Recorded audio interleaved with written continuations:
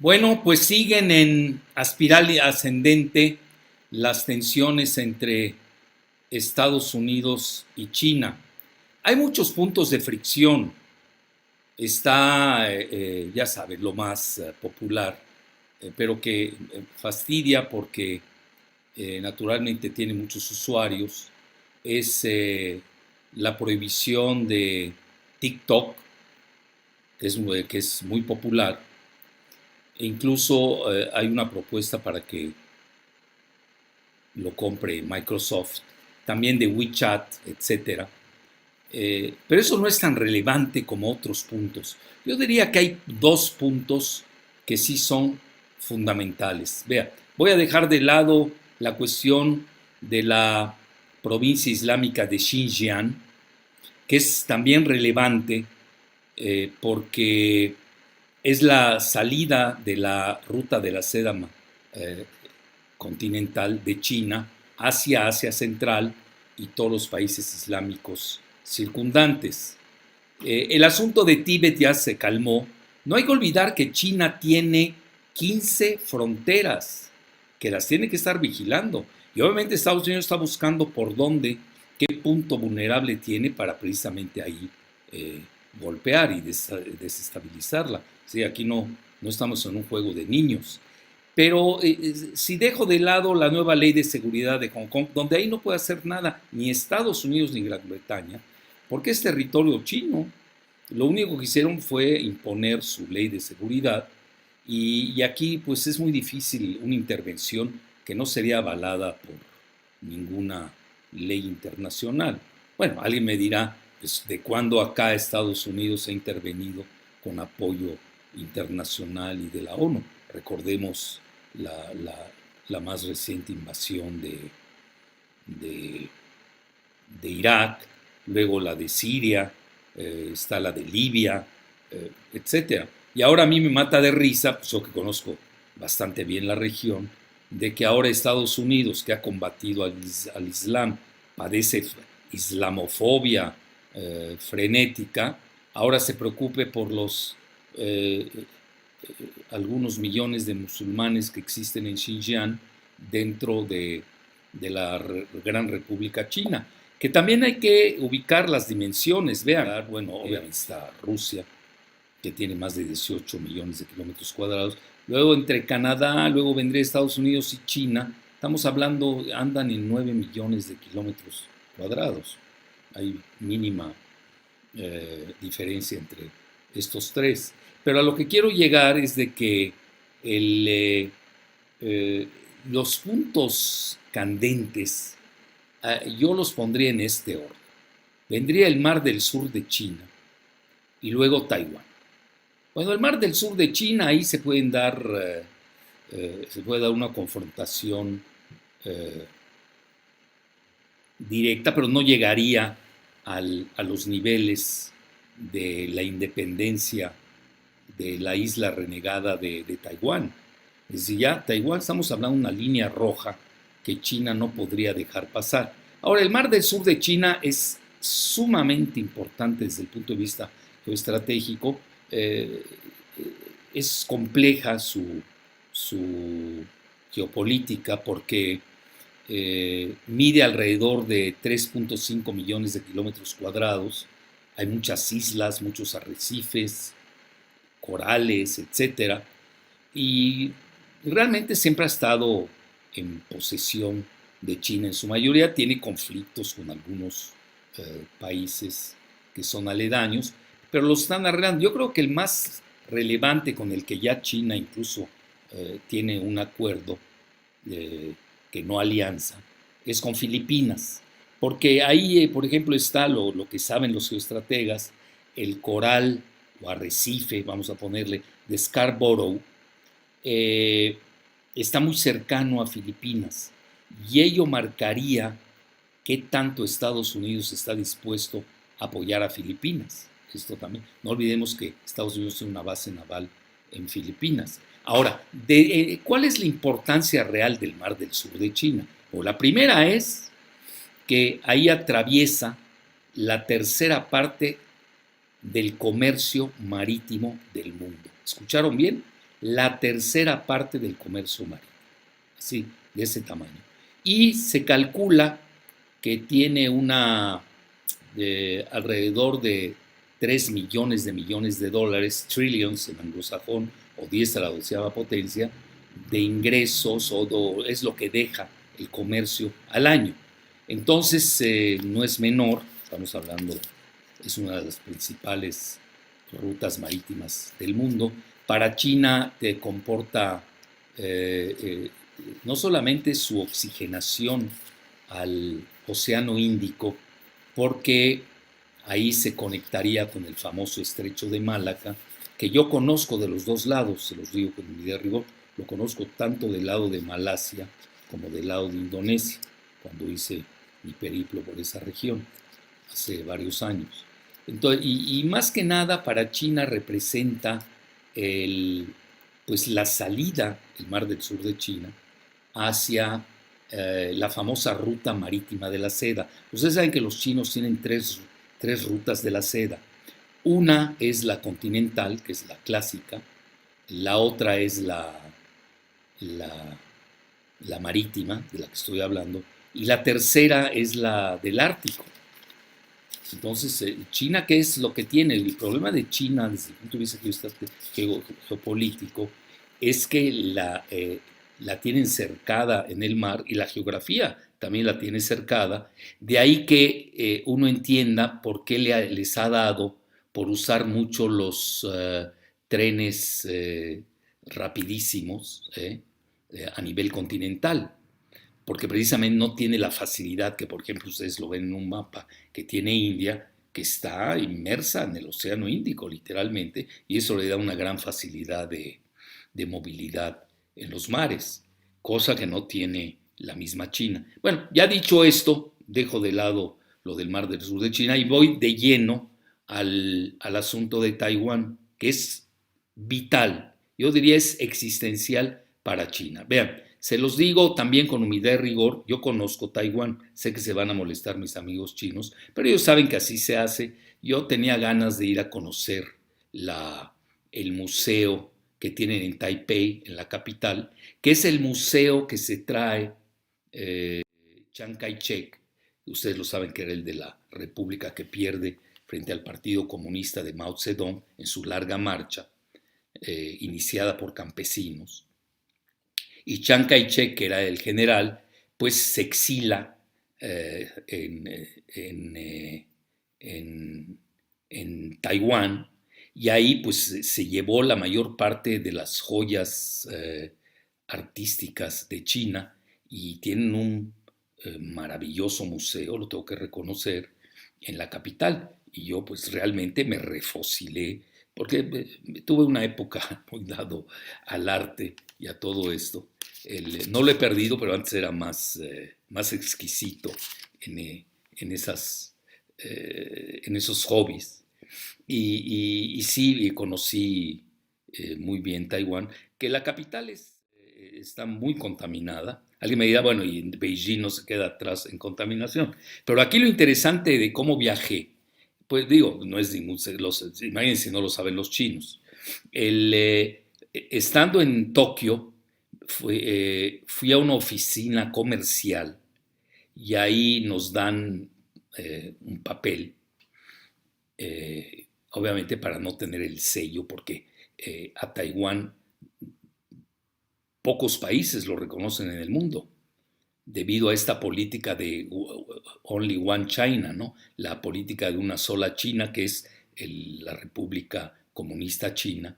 Entonces ahí le dan a uno su sello, que fue mi caso, y ya llegando a Taiwán, pues entra uno con ese papel comercial, y ya luego saliendo, pues a olvidarnos que la teníamos y a romperla, porque si no, pues ya no puede uno entrar a China, lo ven a uno como un huésped, pues con características raras, ¿no?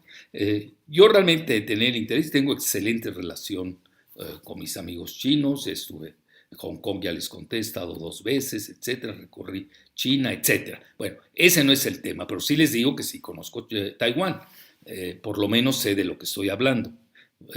Y ahí viene la parte fundamental que sí ha llevado una gran escalada que es sumamente, ahí sí se puede detonar una guerra. ¿Qué tanto lo va a hacer el presidente Trump de aquí a la elección? Yo creo que a él le conviene tensar al máximo, pero sin que se rompa la liga. Porque puede perder, digo, una guerra nunca sabe uno qué puede suceder. Y China ahí sí no tiene sus líneas rojas, que esto viene, ustedes lo recordarán, desde hace más de, yo diría, 50 años, más o menos, alrededor de 50. Estamos hablando de medio siglo de historia.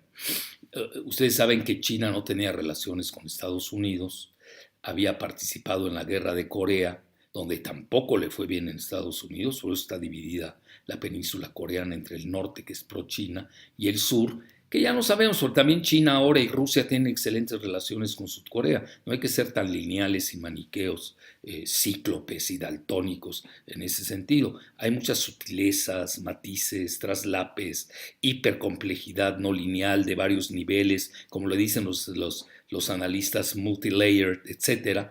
Entonces, en ese momento, cuando visita Kissinger, en una visita secreta, la primera vez alrededor de 1971, y luego prepara el viaje del presidente Nixon en 1973, que obviamente fue histórico el viaje porque se reúne con el gran timonel que es Mao Zedong, y también con yo diría uno de los mejores diplomáticos que ha dado el siglo XX, que es el primer ministro Zhou Enlai, y precisamente esa reunión llevó a que en 1979 pues ya se establecieran las relaciones, ya muerto el mismo Mao Zedong, incluso ya tenía, no me voy a meter ahorita en esa secuencia de cambio del poder, pero ya sabe del poder Deng Xiaoping, que ustedes saben, era el que decía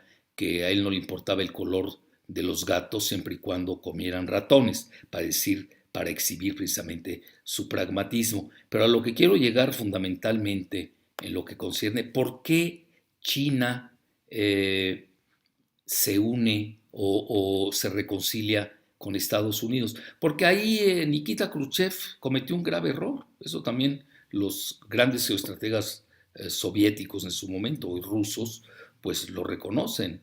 Eh, y ahí busca, y realmente le convino tanto a China como a Estados Unidos ese acercamiento, que hoy es lo que está tratando de hacer Kissinger, ya a sus 97 años, pero al revés. Hoy está tratando de jalar a Rusia con Estados Unidos contra China, pero eso es muy difícil.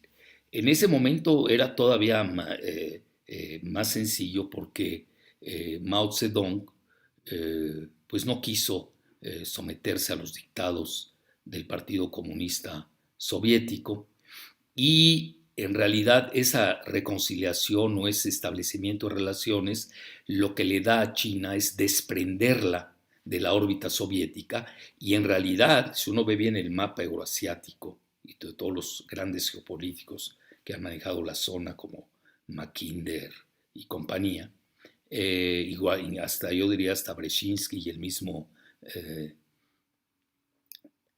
Kissinger, y hago un paréntesis, hoy el grave problema de Estados Unidos es que no tiene geoestrategas, no tiene pensadores Estados Unidos, ha sucumbido, entonces han caído en un maniqueísmo barato, les ha faltado, por ejemplo, yo siempre he admirado a George Kennan, Kennan se escribe K-E-N-A-N, que es el que realmente vence desde el punto de vista diplomático y sin haber disparado una sola bala a la Unión Soviética con su famosa política de contención o containment policy, es decir, rodear a la URSS usando derechos humanos, libertades, ya sabe, todo el cuento chino de los estadounidenses, o tejano en este caso, que ellos ni aplican en su propio país, pero le dio resultado. Y George Kennan se puede decir que es el gran, para mí es el máximo geoestratega que ha tenido Estados Unidos y que no le dan su lugar.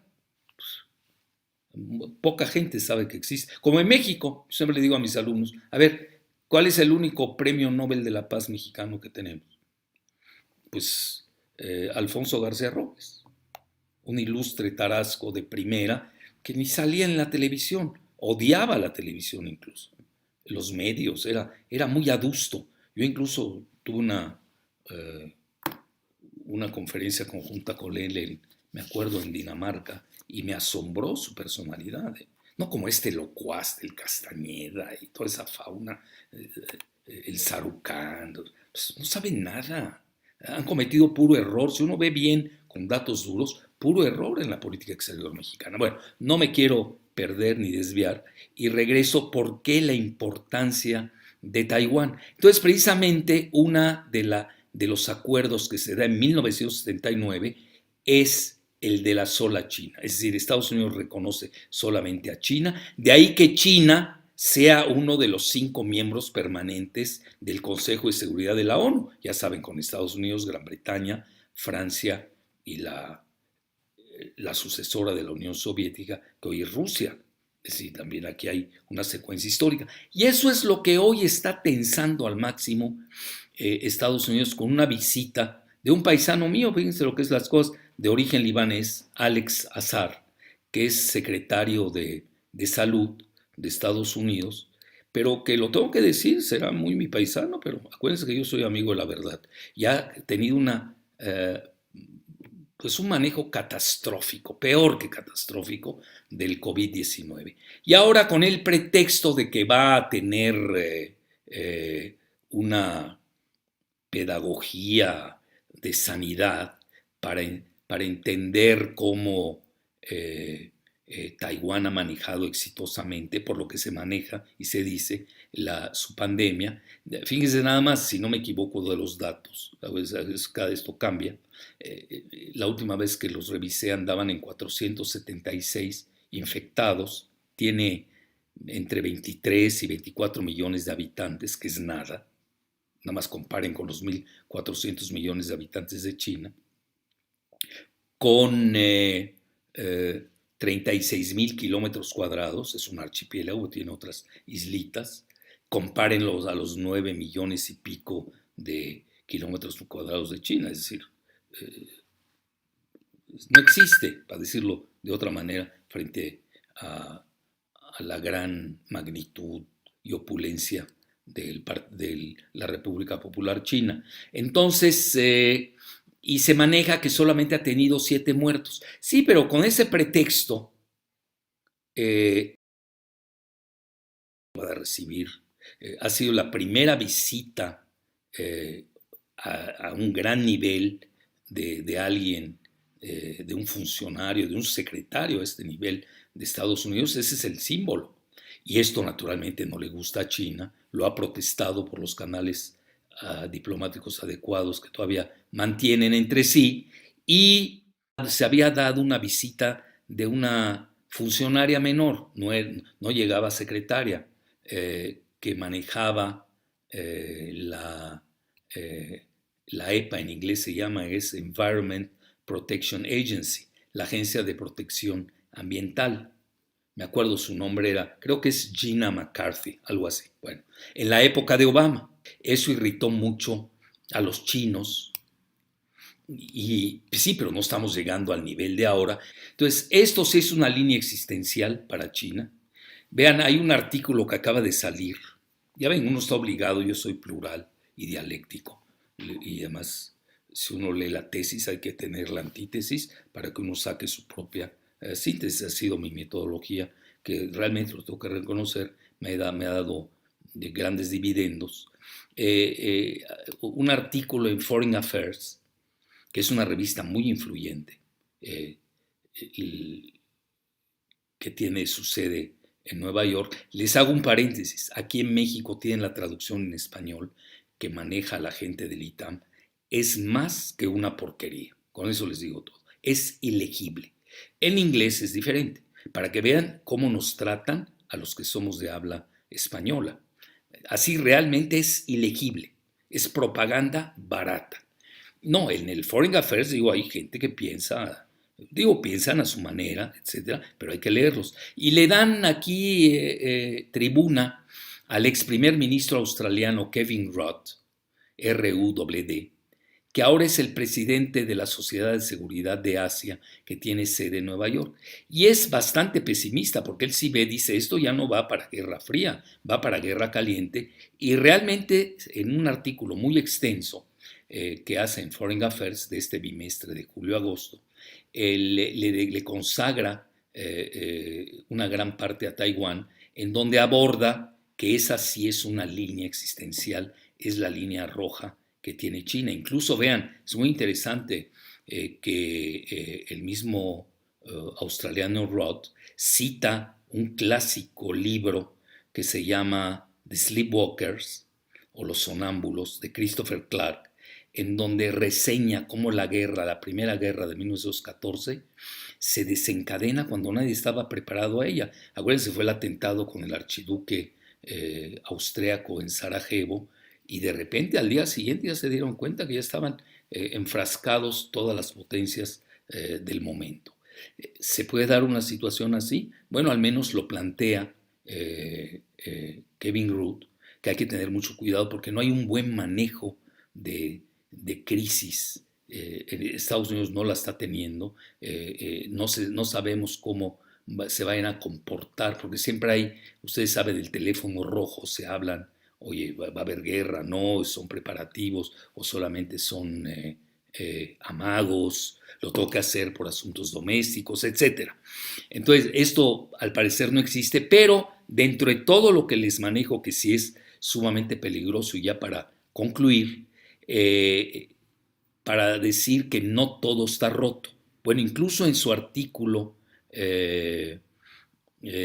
nada menos, bueno, en varios artículos que he leído, yo me dedico mucho a esos temas, me gustan además, y más conociendo la región, estaba viendo que Joe Biden no tiene la misma postura que el presidente Trump. Incluso ha manejado que él está dispuesto a revertir gran parte de las tarifas que ha asestado Trump contra China. Lo que pasa es que, y esto sí hay que desmenuzarlo, el presidente Trump está usando la amenaza china, siempre tiene una amenaza, ¿no? El factor del enemigo que tanto les gusta. Siempre han necesitado la imagen del enemigo, desde el punto de vista psicológico. Antes era la URSS, ya saben, la amenaza roja, ahora es la amenaza amarilla, etc. Estados Unidos no puede vivir sin enemigos, para eso precisamente estar siempre alertas. Entonces ya para concluir, fíjense que una nota que yo diría relativamente, pues aquí no hay optimismo ni pesimismo, hay que ser realista, yo diría relativamente que le baja un poco a esta escalada, que diluye el vino de la administración Trump y sobre todo de Mike Pompeo, el secretario de Estado, que es, lo digo con responsabilidad, él es evangelista sionista, incluso él quiere ser el sucesor de Trump en caso de su reelección. Él ha sido muy pugnaz y tiene todo menos de ser diplomático. Es decir, hay otras maneras de manifestar la irritación entre las dos máximas potencias geoeconómicas del planeta. Y entonces, fíjense que hubo, en estas fechas, se dio una reunión de seguridad en el foro ASPEN, ASPN, y allí habló nada menos que Mark Esper, que es el secretario del Pentágono. Fechas antes, había hablado nada menos que Mike Pompeo, y no es gratuito el símbolo, en la famosa biblioteca de Nixon en el sur de California, en donde pues dio a entender que ya toda la política de Nixon, ya saben, la visita que hizo en el 71, la de Nixon en el 73, el establecimiento de relaciones en 1979 entre Estados Unidos y China con una sola China, One Only China Policy, como le llaman, etcétera, pues que eso ya no existía. Y en realidad, con la visita de mi paisano Alex Azar a Taiwán, pues de hecho se están retrotrayendo hasta 1979. Fíjense qué grave es los alcances de esta visita, Pero en medio de toda esta retórica bélica, pero también hay hechos pugnaces, actos pugnaces, tenemos que reconocer que a instancias del mismo Mark Esper, secretario del Pentágono, tomó la iniciativa al día siguiente de la conferencia Aspen, donde más o menos da otro, yo diría un enfoque más diluido, más atenuado de la política bélica de Mike Pompeo que dio en la biblioteca Nixon. Yo diría, como ya ves en que los Estados Unidos se maneja con the stick and the carrot, el garrote y la zanahoria, ¿no? El garrote es para golpear y la zanahoria es para atraer, para seducir. Yo creo, así lo podría manejar, a reserva que alguien me corrija, que el stick, el garrote, lo manejó Pompeo en la biblioteca de Nixon en el sur de California. Y la zanahoria la manejó en su discurso de Mark Esper en el Foro de Seguridad de Aspen. ¿Por qué razón? Porque obviamente la confrontación existe, eso no hay que, muchos hablan que hay una bipolaridad ya entre Estados Unidos y China. A mí me aterriza porque, bueno, ¿y dónde colocan a Rusia, que es la máxima potencia militar del siglo XXI, con sus armas de ensueño hipersónicas, que lleva una delantera de 20 años de Estados Unidos? Bueno, eso lo dejo de lado, pero muchos manejan, les conviene ese G2, ¿no? Esa ruptura. Creen que Rusia va a jalar con Estados Unidos por ser de raza blanca contra los chinos amarillos. Lo que pasa es que pierden de vista que ya la asociación estratégica de China y Rusia es muy fuerte, son muy complementarios en muchas cosas. Yo creo que se atrasó Estados Unidos. El máximo error de Obama, esa es mi muy humilde opinión, que no pudo revertir Trump, fue haber empujado a Rusia a los brazos de China o a China a los brazos de Rusia, que para términos finales pues da igual. Entonces, al día siguiente del foro de Aspen, toma el teléfono, la iniciativa Mark Esper, y le llama a su homólogo chino. ¿Qué habrán hablado? Vean, yo leo la prensa china diario, es obligatorio, entonces no lo sabemos, pero yo creo que podemos elucidar, deducir, inducir incluso, a que fue para bajarle mucho la tensión de tanto, ya ven, hay 2 portaaviones ya de Estados Unidos en el mar del sur de China en estos momentos, y también la visita de Alex Azar a Taiwán, que ahí, según Kevin Roth, que conoce bien la región, claro, con la perspectiva de la anglósfera, muy anglosajón, australiano, etcétera, que hay que tomar con bemoles, él maneja precisamente que no tienen ellos comunicación directa para un manejo de crisis.